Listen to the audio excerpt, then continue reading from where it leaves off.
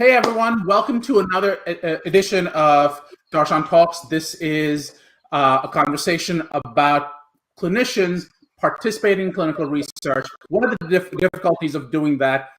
What is life like balancing a very busy clinical practice with actually becoming a principal investigator, becoming a sub-investigator? What is that life like? How do you balance both of them? Our guest today is the Associate Professor of Medicine at Sidney Kimmel Medical College at Thomas Jefferson University. She is the Director of Jefferson Fatty Liver Center. Her name is Dr. Dina Halegoua. I have to say, full disclaimer, she's actually my doctor, so I appreciate her coming on. So she is amazing, and I was super thankful when she agreed to come on. This is Darshan Talks live stream. I'm your host, Darshan Kulkarni. I'm an attorney. I'm a pharmacist. I advise companies with FDA-regulated products. Dr. Halegoua, Dina, is a physician, but I want to be clear: nothing we say in here is either clinical advice or legal advice. This is just considerations. They don't necessarily reflect the opinions of the host, the guest, our employers, or our clients. These are just conversations. If you like what you hear, please leave a comment, please subscribe, please share. Please feel free to ask our guests questions. You can always find me on Twitter or go to my website at DarshanTalks.com. You can find Dr. Halegoua actually at her Jefferson email address. It's at dlh004@jefferson.edu. She is, as she just sort of told me, new to actually having a web presence. She prefers to have her the old school emails for now, but from what I gather, that'll be changing as well. So I want to talk to her about that as well. How do you go this long without having a web presence? I'm going to guess it's very Instagram friendly and Instagram centric, but we're going to talk a little bit about all of this. So Dina, how are you? I'm great. Thank you, Darshan. Thank you for having me. This is so awesome, and I'm excited to join you today. Well, I'm excited to have you. So let's talk a little bit about this. I'm actually talking to you from your office, and this is the middle of your workday. So, which means I couldn't even get you during an off day or anything like that. Talk to me a little bit about how is enrolling patients? How is it right now balancing both clinical research and a busy clinical practice? Yeah, it's definitely a tough balance to find, but it's very rewarding. So, like you mentioned, we're in the middle of the day.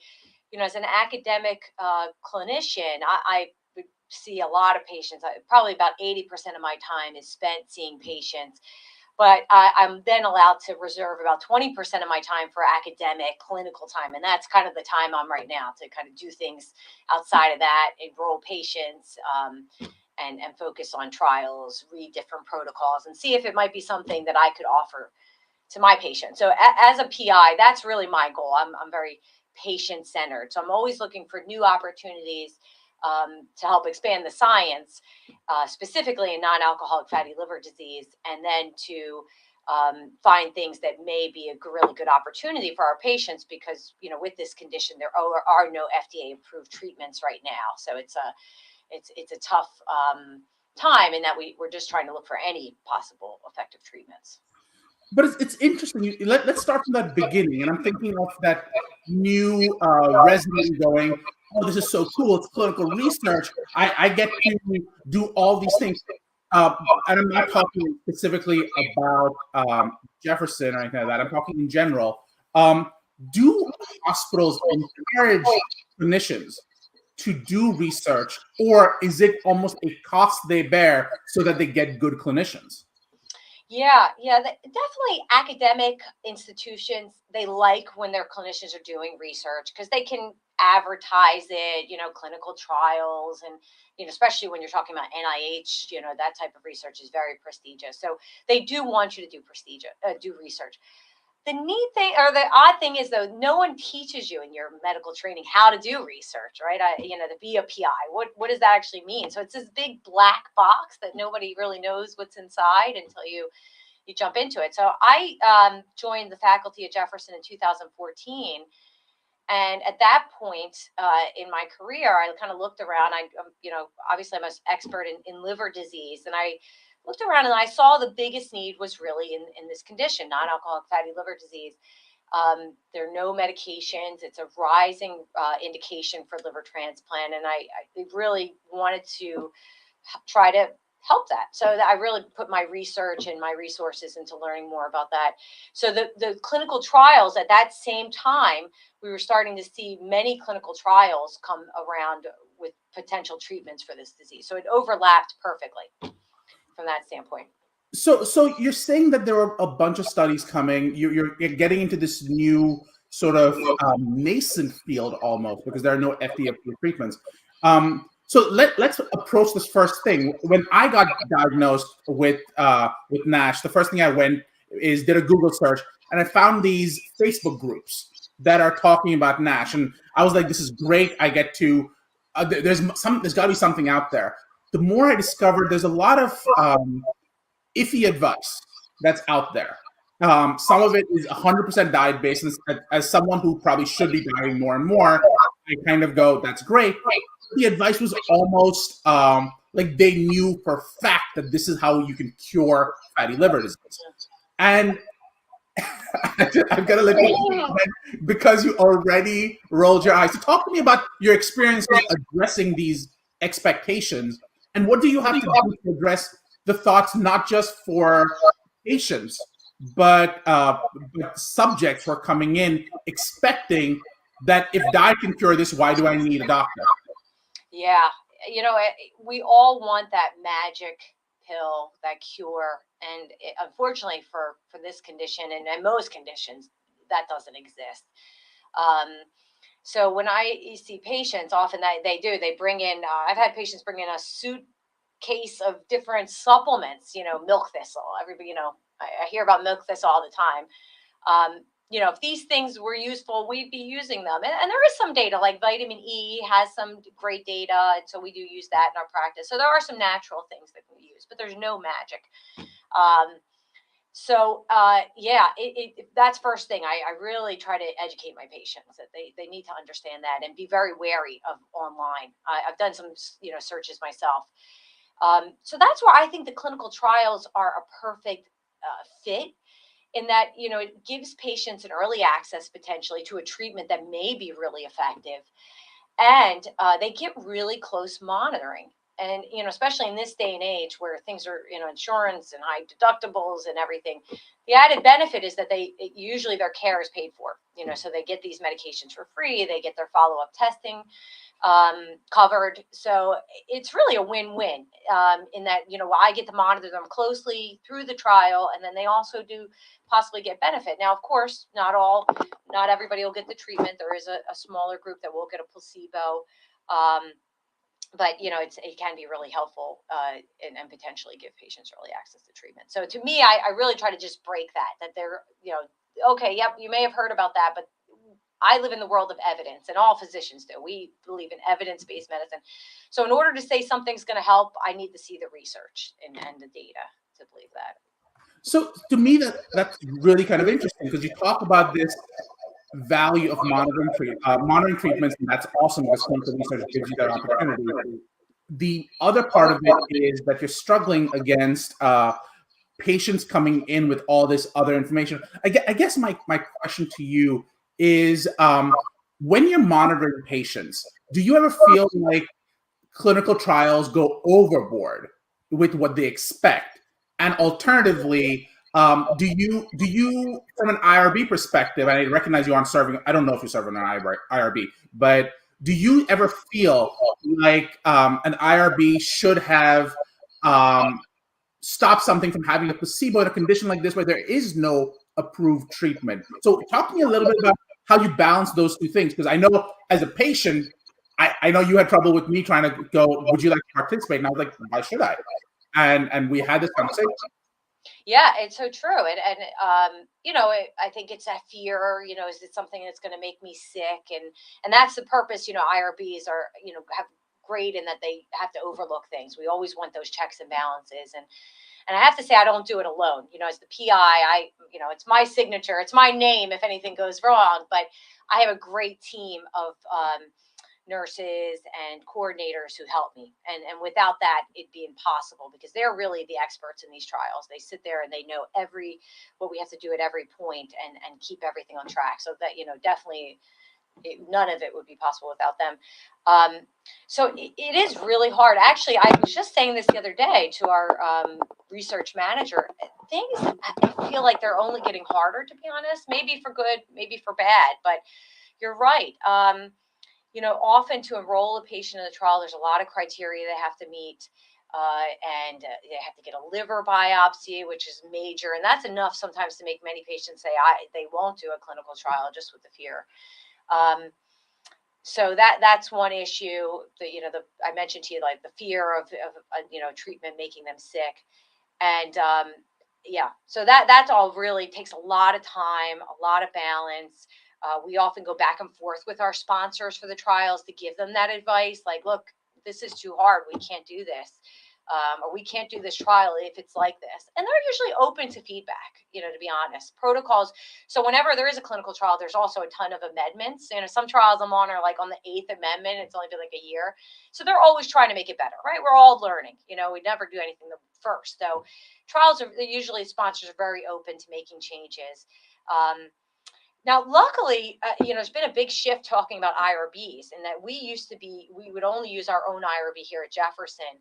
But now the central IRB has become the big thing. That's made our lives a lot easier because now that it's kind of centralized, we're all doing the same thing. We have this approval across all sites.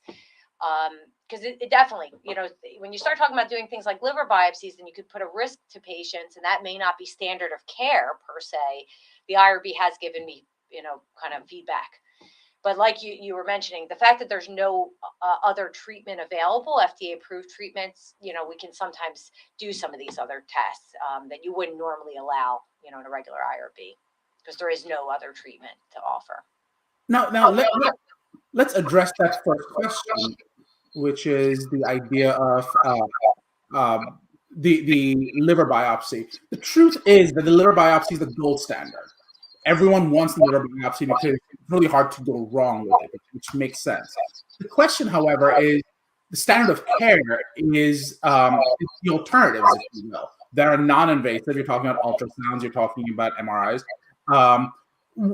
Why is it that sponsors don't consider them as a good surrogate marker? Yeah, and that part of that is on us. In that really the FDA has really put that down, in that they don't think there's enough data yet to support these non-invasive tools in diagnosis. So, they always lean back that specifically NASH, non-alcoholic steatohepatitis, is a biopsy diagnosis. So you have to look under the microscope and say, oh, I see inflammation, steatosis, this is NASH. Although we have all these non-invasive tools that can also help us make that diagnosis now, they have said it's not good enough. So really, as investigators, what we've been trying to do, and I'm a part of a consortium right now of investigators across the United States, where we're trying to do non-invasive tests, collect data as much as we can from patients, follow them over 10 years, to keep doing scans, and just to prove that, yes, we can use these non-invasive tools. They're almost as good or just as good as a liver biopsy. So that's why it just hasn't caught up yet, unfortunately, in terms of, like I was saying before, we have to have really good evidence. So the liver biopsy just keeps coming back to haunt us, although I hate it and use it very little and actually in my clinical practice. But for biopsy, in order to get a medication approved, you have to have a biopsy that shows that the liver got better. And that's really tough. And that's been one of the big pitfalls, I think, with clinical trials right now in terms of NASH. If you look up, there's been so many failures, which has been so upsetting as somebody, as a PI who's put my patients into this, my belief, my time, and then it just kind of poof, it's over. And that's been one of the big downfalls, is I think biopsy is not perfect. And maybe, sometimes we do another biopsy a year or 18 months later, maybe that's not enough time, to see an improvement, or, and again, we're using our naked eye often for biopsies to see an improvement. So maybe that's not good enough. Maybe there is an improvement, but we're just not, detecting it. So it's definitely something we're learning more about. And I think the non-invasive tools, especially the MR elastography and the ultrasound elastography, they're really accurate and can detect small changes. So hopefully, and they are a part of the trials. We are doing those with the trials, hopefully to help bring this extra data that we need to eventually make those standard of care. So do you think that the FDA is in many ways stuck at a previous point in that the FDA makes a huge point about discussing, we want real world evidence. We don't want to know about this fictional double-blinded placebo-controlled multinational study. We want to know what you're actually doing in clinical practice and how does it compare. On the other hand, we have a situation right here where we're going, this is actual clinical practice, and the FDA is going, not good enough. So my first question is the FDA stuck in the past? And you mentioned this other consortium, which I thought was fascinating. I didn't know that. Is that part of a clinical trial? Or is it like part of an NIH study kind of thing? Or did you actually come together? And how did that happen? Yeah, we came together. It's called Gold Mine.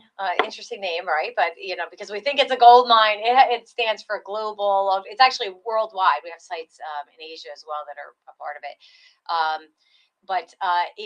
Yes. So it was, I don't want to take credit because it was actually one of my friends in California, University of San Diego, that started it, Rohit Loomba, and he just kind of got everybody together like, hey, we should do this, and was able to get some funding, and now we're enrolling patients, and he's kind of being the central person to kind of keep this data and organize it, but we're trying to enroll patients to be a part of it.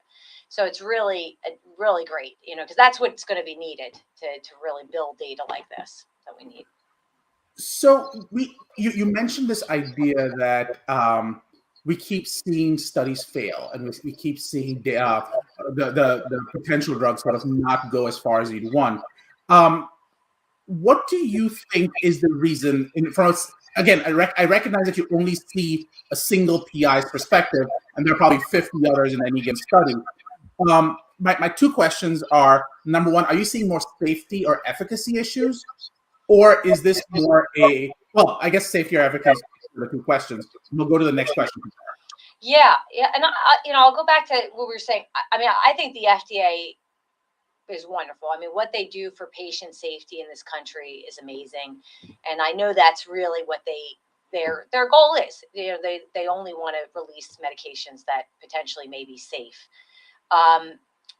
So, that I totally understand. But yeah, I think it does limit us in and that's why some of these medications have failed because, of these, these medications, the different testing may not meet with the criteria that they're looking for. So, and then, yes, safety has been an issue as well. So, thinking about a disease like fatty liver, patients usually don't have any symptoms, right? They feel fine. So to give them a medication that may potentially have side effects or toxicity, even if it's a low risk, it's a no.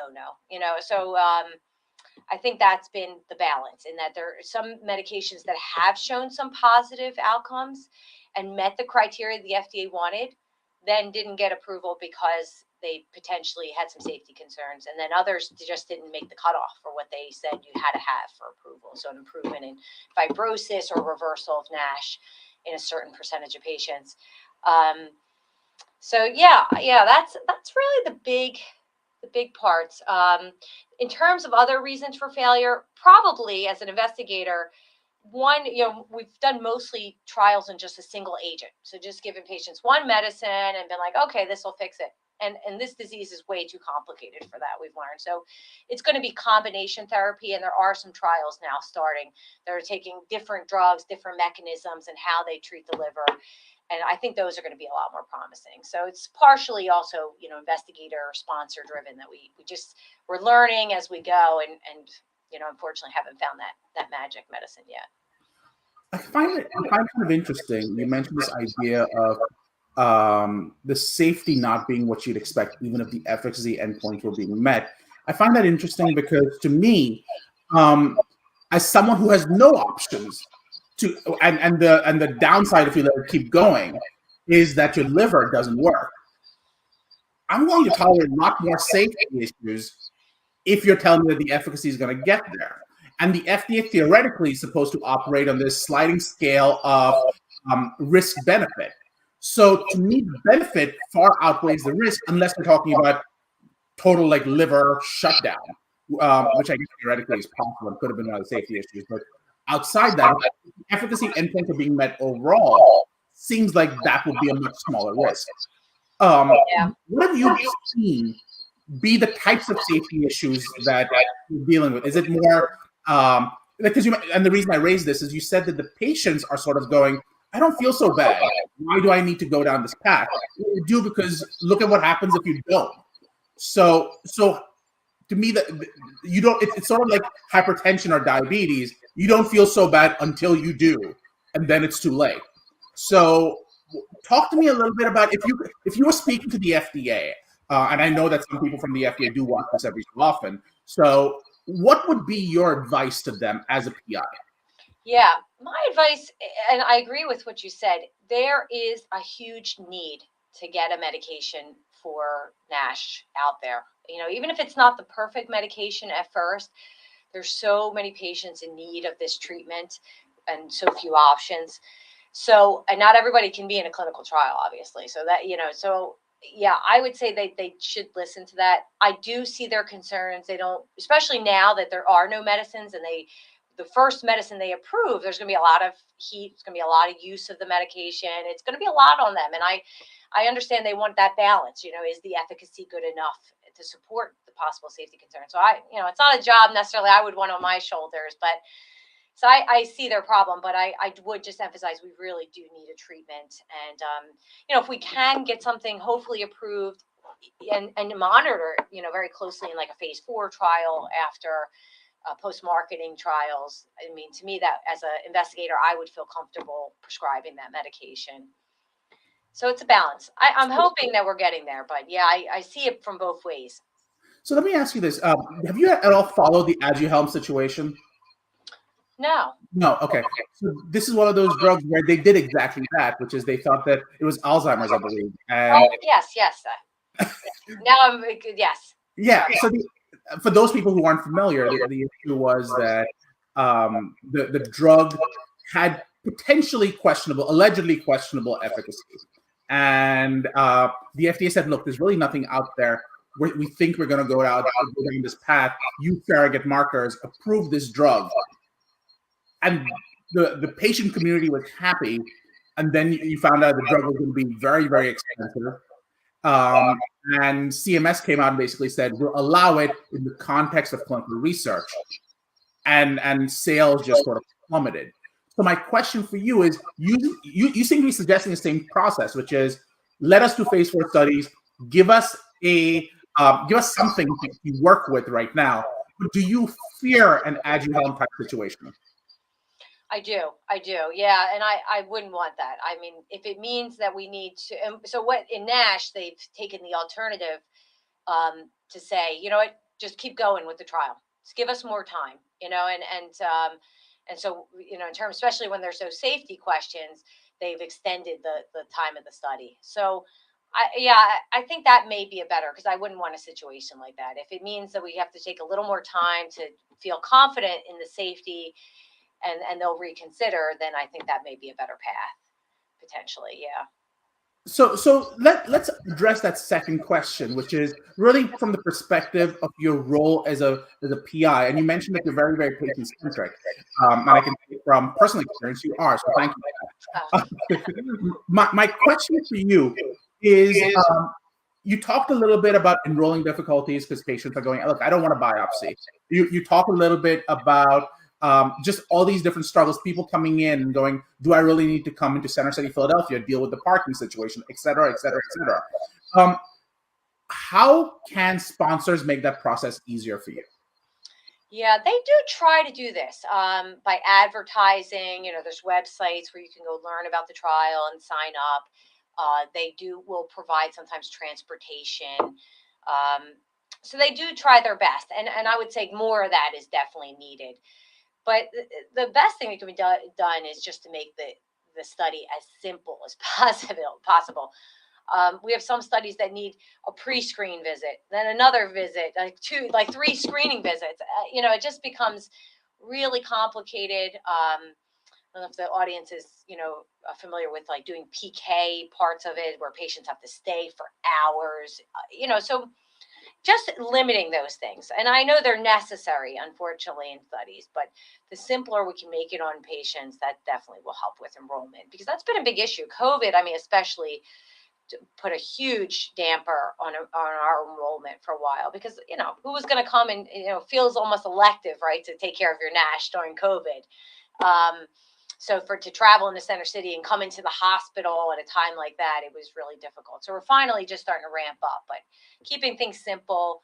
And that's a great example. Actually, during COVID, some of the sponsors were allowing us to have patients stay at home, to go to their local lab, to do telehealth visits. So that was a great opportunity to see what we could do. And if we could do more of that, I think it would be, really great. We could, like you were saying, technology, which I need to get with but we should be able to do telehealth and home draws. There should be better ways that we can enroll patients and make it easier for them. So the more that sponsors can work on that will be helpful. So right now, just so you know, the big thing that everyone's talking about is this idea of remote monitoring, the idea of decentralized studies. That's been a big thing. In fact, Ellen just pointed out, do any of your studies actually use remote elements? We hate remote monitoring. I think we're just, it's, a lot of it becomes getting paid, unfortunately, and sometimes sponsors will not pay you for remote monitoring, although it takes a lot of time. Although we do need to do more of it, but the fear as a PI, my biggest fear is getting audited, right? That's all I need is the FDA coming to audit, and I never do this, but if I miss the signature on a consent or something, oh my God. So we do like when people come in and monitor, because they physically will look at our papers, and it helps us a lot in person. So I'm a big fan of actually that piece of things, but remote monitoring is very time consuming. We're getting used to it more, but we don't like it yet. Which is very interesting you said that, because I always thought the problem with remote monitoring is that the PI feels like they are not as involved. What you're saying is we don't get paid. And then why would I spend this energy doing something when I'm not even getting paid for the efforts? Exactly. My nurse is sitting there at the computer all day helping them, and it can be really time consuming. Oh, yeah. And so for local labs visits, that I love. Yeah, the remote monitoring for patients. Sorry, I'm thinking it more from the sponsor perspective as being difficult. But no, for patients, I think that's the future. And we did that during COVID. And then funny enough, things went right back to normal. Sponsors Really? were not excited to continue that. No, they wanted the patients back in. So it's going to take more time, I think, to change. Very interesting. Yeah. Because I think that there are entire consortiums on how do you do decentralized monitoring. There's an entire field right now developing on this idea that can we move the focus away from the PI being the focus to people are talking about, for example, CVS is coming out and saying we want to be the actual location and everyone else can come into our data set. So that would be very interesting. I've had sites come out and say, why would we spend all this energy and effort if we aren't even going to get paid properly? So Ellen actually is a coordinator, and she's like, I've had positive experiences with remote monitoring, but to me, that's kind of interesting. It's exciting to see how everyone's dealing with it. We're getting towards the end of time. I know you blocked off a certain period. I'm going to ask you one last question before I sort of give you a chance to do closing comments. You talked about patient centricity. My question for you is, one of the big struggles, I do a lot of work in clinical research transparency, and the whole idea has been patients participate, they literally give their blood, sweat, and tears to these studies. And do in your experience, do they ever find out what happened to the study or happened to the drug? And has that been an issue for you? Yeah, patients always want to know. And it's often not till years later that I find out I'm totally blinded. And I always tell patients, I don't know and you don't know, because I'm blinded to what treatment they're getting. And it's not till years later till the data's been published usually that I'll find out. So at that point, it's, So they may be in another trial. They may be have moved. It's a little bit like, okay, not as big as you thought it would be when you found out. So that's a big issue for patients. They do want to know, especially like you said, sometimes some NASH trials are 6 years plus. That's a long time not to know what you're taking. Yeah. Do you think that the future would be having almost a patient portal where patients can come in, they know when they took their medication and what's going on, not necessarily the results, but they can see their version of what's going on. And is, for example, what the EMR, whatever EMR you're using, the Epic or whatever it is, do you think the future is Epic creating a patient portal to see your information as you go forward? That is such a cool idea, because that's one of the biggest complaints. You could go on your portal right now and see everything that I ordered for you, right? But in trials, it's still mostly on paper that we print out, and we keep binders. I mean, we're as old school as it gets, unfortunately. And patients we give them their labs, obviously, but they don't have access to that. They can't just look it up, honestly. And so I think that would really keep patients engaged. That's a great idea, where they could see the changes and monitor. And it's all about, we need to all be advocates for ourselves. So I think that would be a big step in the right direction. Very, very cool. I'm going to give you a chance to give some closing comments. What do you think you'd want to say, sort of recap this? And then I'll ask you a couple of, 1 or 2 ending questions. Yeah, I want to just thank you for inviting me. I want to thank all the patients who've, trusted me with trials. I think it's, it's been a pleasure to try to treat them as we fight this disease together. I guess my last closing comment would be, as we move forward with more trials, I would say we should be really careful that the right experts are running these trials, because I've seen, some people who may not treat liver disease run NASH trials, and there kind of be some safety issues. So I would just say, I think we should keep the experts doing certain trials, and I would be really careful with that going into the future of things. But I love that. Another day, another talk. I was hoping you'd say that. I hope you can come back and talk a little bit more about that. That's a cliffhanger to end on. So that's awesome. Last question for you. How can people reach you? Yeah. So I'm here at Thomas Jefferson University Hospital in Philadelphia. So, we're, really busy center. We're going to be doing a patient education day come in the fall. So keep a lookout for that. We'll be sharing information about that. So if people want to learn about trials, we're always trying to educate our patients. And then at my email you mentioned there at the bottom of the screen, feel free to reach out to me. Send me just say hello. But if you are interested in trials or want more information or talk more, I'd be happy to chat. And I will get Twitter. I'm gonna do it. I'll let you know. Well, thank you so much again for coming on. I hope you'll consider coming back again. This was amazing. And if everyone has questions, please feel free to reach out to her. Feel free to reach out to me, and we'll be in touch.